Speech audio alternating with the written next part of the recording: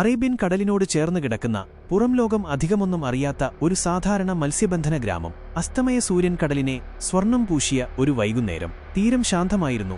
തിരമാലകൾ താരാട്ടുപാടുന്നതുപോലെ കരയെ തഴുകി മടങ്ങി. പാതി ജീർണിച്ച ബോട്ടുകൾക്കിടയിലൂടെ അല്ലുവും ഇധുവും തങ്ങളുടെ പഴയ തോണിയിൽ കളിച്ചുല്ലസിക്കുകയായിരുന്നു. എന്നാൽ ആ കളി അവരെ കൊണ്ടെത്തിച്ചത് കാലം കാത്തുവെച്ച ഒരു രഹസ്യത്തിലേക്കുള്ള വാതിൽക്കലായിരുന്നു. കളിക്കുന്നതിനിടയിൽ അല്ലുവിന്റെ കൈമണലിൽ പുതഞ്ഞുകിടന്ന കടുപ്പമുള്ള ഒരു വസ്തുവിൽ തട്ടി. കൗതുകത്തോടെ അവർ രണ്ടുപേരും ചേർന്ന് അത് കുഴിച്ചെടുത്തു. കടൽപ്പായലുകളും തുരുമ്പും പിടിച്ച് ഇരുമ്പു ചങ്ങലകളാൽ ബന്ധിച്ച ഒരു പുരാതന ചെറുപെട്ടി. ഏറെ പണിപ്പെട്ടത് തുറന്നപ്പോൾ ഉള്ളിൽ കാലപ്പഴക്കത്താൽ ദ്രവിച്ചു തുടങ്ങിയ ഒരു ഭൂപടം അവർ കണ്ടു. അതിന്റെ അതിരുകൾ മാഞ്ഞുപോയ സ്വർണ്ണലിപികളാൽ വരച്ചിരുന്നു. അതിലെ ചിത്രങ്ങൾ ഒരു യാത്രയുടെ വഴികാട്ടിയായിരുന്നു. പടിഞ്ഞാറൻ ഇന്ത്യയുടെ തീരത്തുനിന്ന് തുടങ്ങി കടലിനടിയിലൂടെ പുരാതന ഈജിപ്തിലെ ഒരു രഹസ്യ ഫറവോയുടെ ശവകുടീരത്തിലേക്കുള്ള വഴി. അന്ന് രാത്രി ഇധു ഒരു ഞെട്ടലോടെ ഉറക്കത്തിൽ നിന്നുണർന്നു. വിയർപ്പിൽ കുളിച്ച അവൻ ഭയത്തോടെ പിറുപിറുത്തു. 7-ാം വണ്ടാരക്കിന്റെ സ്കാറാബ് ശവകുടീരം ഉണരുന്നു. പച്ച രക്തമൊഴുകുന്ന നദിയിലേക്കുള്ള വഴി തുറന്നിരിക്കുന്നു. പോകരുത്! എന്നാൽ അല്ലുവിന് ഭയമായിരുന്നില്ല, മറിച്ച് ആവേശമായിരുന്നു. അവൻ ആ ഭൂപടം കയ്യിലെടുത്ത് അതിലേക്ക് ഉറ്റുനോക്കി. ഇതൊരു വെറും സ്വപ്നമല്ല ഇധു, ഇതൊരു വിളിയാണ്. നമ്മളിത് കണ്ടെത്തണം. ഇനി പിന്നോട്ടു പോകാനാവില്ല. അവരുടെ നിശ്ചയദാർഢ്യത്തിൽ നിന്ന് ഒരു പുതിയ വാഹനം രൂപമെടുത്തു. പാഴാക്കിയ പ്ലാസ്റ്റിക് വീപ്പകളും തകർന്ന സോളാർ പാനലും ആരോ ഉപേക്ഷിച്ച ഒരു പഴയ കാറിന്റെ സ്റ്റിയറിംഗും ചേർത്ത് അവർ ഒരു വിചിത്രമായ ബോട്ട് നിർമ്മിച്ചു.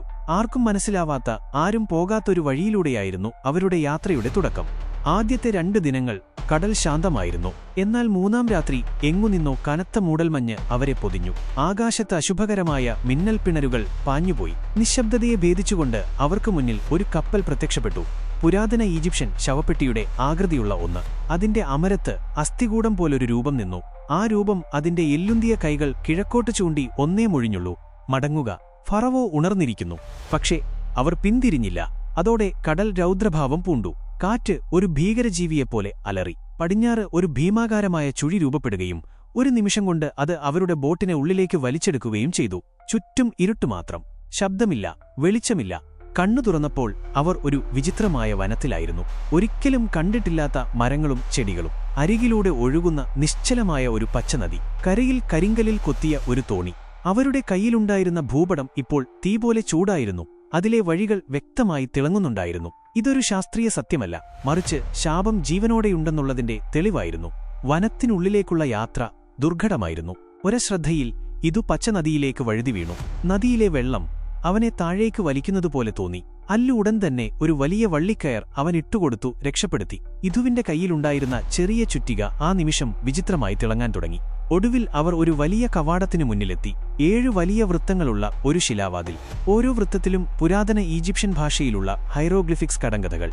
വാതിലിനു ചുറ്റും വിഷപ്പാമ്പുകളും വിചിത്ര ജീവികളും കാവൽ നിന്നു. ഏറെ നേരത്തെ പരിശ്രമത്തിനൊടുവിൽ അവർ കടങ്കഥകൾക്ക് ഉത്തരം കണ്ടെത്തി. ഭീമാകാരമായ വാതിൽ ഒരു ഞരക്കത്തോടെ തുറന്നു. ഉള്ളിൽ സ്വർണവും രത്നങ്ങളും നിറഞ്ഞിരുന്നു. ഭാവനയെ അതിശയിപ്പിക്കുന്ന നിധികളുടെ ഒരു ലോകം. ആ മുറിയുടെ നടുവിലായി കറുത്ത കല്ലിൽ തീർത്ത ഒരു ശവപ്പെട്ടി. അതിനു മുകളിൽ ഹിരൺമയമായ സ്വർണ്ണനിറമുള്ള ഹൃദയം പോലെ തുടിക്കുന്ന ഒരു വസ്തു. സുവർണശ്വാസം, ദ ഗോൾഡൻ ബ്രെത്ത്. അവർ അതിനടുത്തേക്ക് നീങ്ങുന്നതിനു മുൻപ് ശവപ്പെട്ടി തുറന്നു. കറുത്ത പുകച്ചുരുളുകൾക്കിടയിൽ നിന്ന് ചുവന്ന കണ്ണുകളുള്ള ശപിക്കപ്പെട്ട ആ ഫറവോ ഉയർന്നുവന്നു. എന്റെ വിശ്രമം തടസ്സപ്പെടുത്തിയ നിങ്ങൾ ഇവിടെ മരിക്കും, ഫറവോ അലറി. ഒരു നിമിഷം പോലും ചിന്തിച്ചു നിൽക്കാതെ ഇതു കയ്യിൽ തിളങ്ങിക്കൊണ്ടിരുന്ന ചുറ്റിക ഉയർത്തി സുവർണശ്വാസത്തിന് നേരെ എറിഞ്ഞു. ശക്തമായ ഒരു വെളിച്ചം അവിടമാകെ പടർന്നു. ആ സ്വർണ്ണഹൃദയം പൊട്ടിച്ചിതറി. ഫറവോയുടെ ശരീരം പ്രകാശത്തിൽ അലിഞ്ഞില്ലാതായി. ശാപം അകന്നുപോയി. ഗുഹ കുലുങ്ങാൻ തുടങ്ങി. അവർ പുറത്തേക്ക് വഴിയവസാനിച്ചത് ഒരു വലിയ വെള്ളച്ചാട്ടത്തിലായിരുന്നു.